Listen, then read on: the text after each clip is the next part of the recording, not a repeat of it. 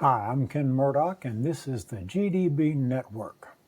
GDB stands for Gotta Do Better, and that is exactly what we need to do in our economy, our politics, and in foreign and domestic affairs.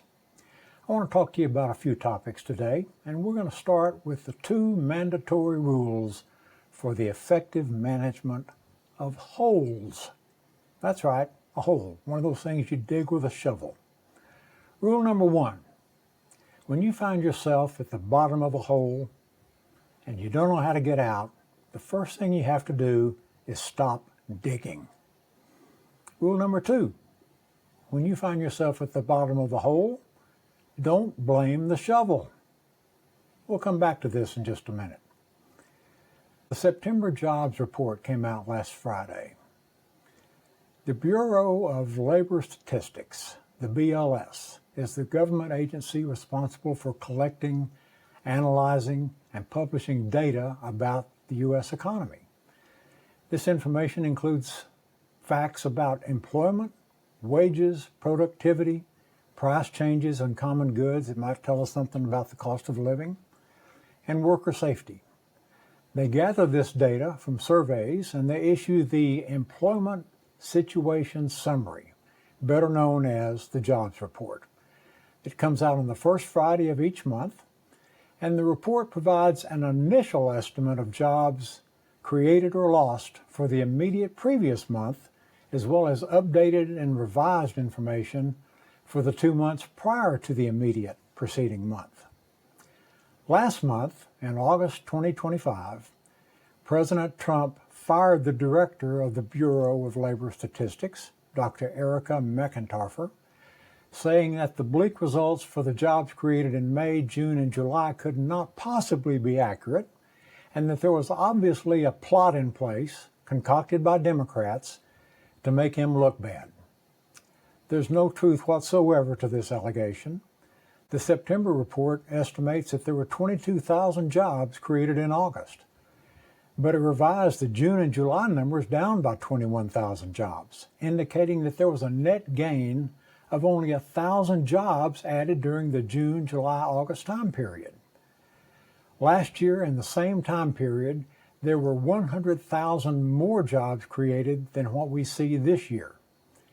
This is the worst jobs report since December 2020 at the height of the COVID pandemic, and it undercuts Trump's claim that the economy is booming. With unemployment at 4.3%, which is the highest rate in 4 years, there are 3 million more people out of work than there were a year ago. You have to go back to the year 2010, when we were just beginning to emerge from the Great Recession, to find a worse jobs report. It's looking like the most fragile job security in the country is that of anyone who manages an agency that disagrees with Trump or produces a report that makes Trump look bad. Trump directed Secretary of Defense Pete Hegseth to fire Lieutenant General Jeffrey Cruz in August. General Cruz was the director of the Defense Intelligence Agency. One of the responsibilities of defense intelligence is to assess the effectiveness of military actions.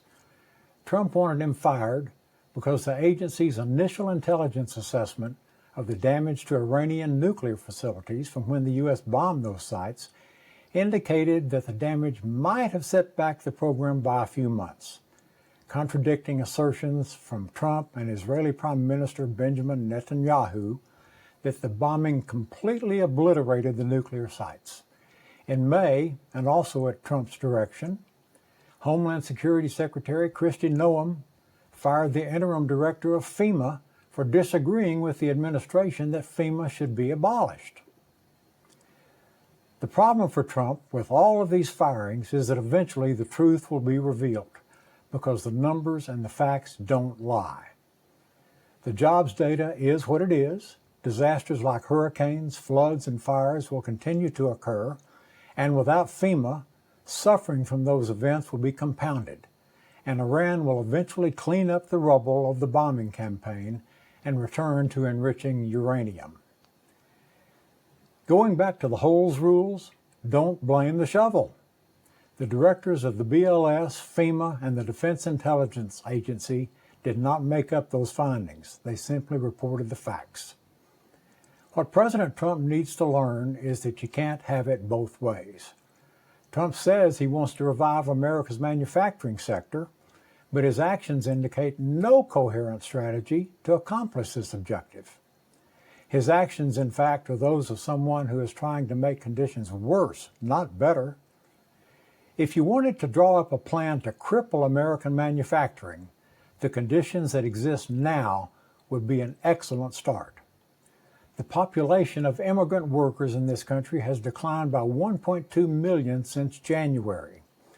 The sectors most affected by these reductions are manufacturing, agriculture, construction, and hospitality. It's very difficult to grow the manufacturing sector when the government is taking away its workers in ICE raids. Those that are caught are deported, and those that are not caught are afraid to go to work for fear of being deported. Manufactured goods do not get produced when there's no workers to produce them. Crops do not get harvested, and roads, buildings, and infrastructure do not get built. Another significant and very limiting factor in boosting manufacturing is the availability of parts and raw materials. American manufacturers have long been parts of worldwide supply chains, and a large percentage of parts and raw materials used in manufacturing here comes from other countries into the U.S. Those supply chains cannot turn on a dime. With the tariffs now in place, parts and materials are more expensive if they're available at all, and with reciprocal tariffs implemented by other countries in response to U.S. tariffs, those other countries are buying fewer American-made goods. It's the perfect storm of increased production costs accompanied by lower sales revenue. How is that supposed to increase manufacturing? I can see how some might take this information as a blatant attempt to disparage Trump, but that's not the case at all. It's not even close. If Trump's actions were consistent with his stated goals, I would support him without reservation. But what we're seeing again and again with Donald Trump is that he promises grand and spectacular results, but his actions are polar opposite of what is needed to achieve those results. He says that he'll get rid of the deficit, then he proposes his big, beautiful bill and pushes it through Congress, adding more than $3 trillion to the deficit. He says he wants to boost the middle class, but his bill removes 12 million people from Medicaid and reduces SNAP, which is food stamps, benefits. The bill extends permanent tax cuts for the wealthy, but middle-class families could see tax increases as early as 2029. When I've asked those who voted for Trump what their reasons were for doing so, one of the more common responses I get is that they just could not support 4 more years of anything like the Biden presidency. I get it that Biden left a lot of people disappointed in many areas. Despite his best efforts, he never projected the strength and confidence that voters want to see in a president. He was not committed in any way to controlling illegal border crossings. However, during the Biden presidency, there was never a jobs report as bad as the 2 most recent reports under Trump. Biden never invited Vladimir Putin to the United States or rolled out a red carpet for him when he arrived, as Trump did. Biden was too indecisive about Ukraine and did not give them everything they needed in their fight against Russia. But at least he didn't suspend the aid that we were already giving them. And he didn't take punitive actions to alienate our international partners, as Trump has done with his tariffs that vary in size and start date based on his mood on any given day, and that only raise the cost of living for Americans. I want to ask you to open your mind a bit. If you're one of those who has an almost Pavlovian response to the idea of considering anything other than the current Republican perspective, please listen. As a former Republican and still a conservative, I ask you to consider these points. Number 1, the disconnect I mentioned about Trump's promises versus his actions. They're polar opposites in most comparisons. Number 2, the real cost of what Trump has implemented. There is a real cost in financial terms and quality of life to all of us when university research is shut down. There will be a real cost in reduced productivity and lives lost because of the new anti-vaccine orientation in the Health and Human Services Department. There will be a real cost in tossing people out of Medicaid in the big beautiful bill recently passed by Congress. When former Medicaid recipients get sick, they will go to local hospital emergency rooms where the law says they cannot be turned away, and those collective costs will dwarf the costs of Medicaid. There is a real cost to every American when they purchase a product that has a tariff attached to it.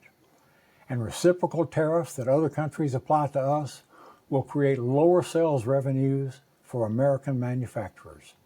And finally, the cost of Trump's placating Vladimir Putin and not standing up to Russian aggression in Ukraine is incalculable, both in terms of security and the changing alliances throughout the world that will have a massive negative impact on the world's and our own domestic economy.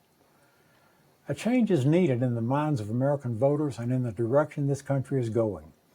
It is time to take off the rose-colored glasses, see things as they are, and accept that the grandiose promises that Trump has made were nothing more than a ruse to get votes, with no plan whatsoever to bring those promises to reality. I hope you will consider more than just the headlines of Trump's get tough cuts to the budget. Those savings are not savings at all, and they will have a significant and damaging impact on the cost of living and the quality of life for every American. Thank you for listening, and God bless America.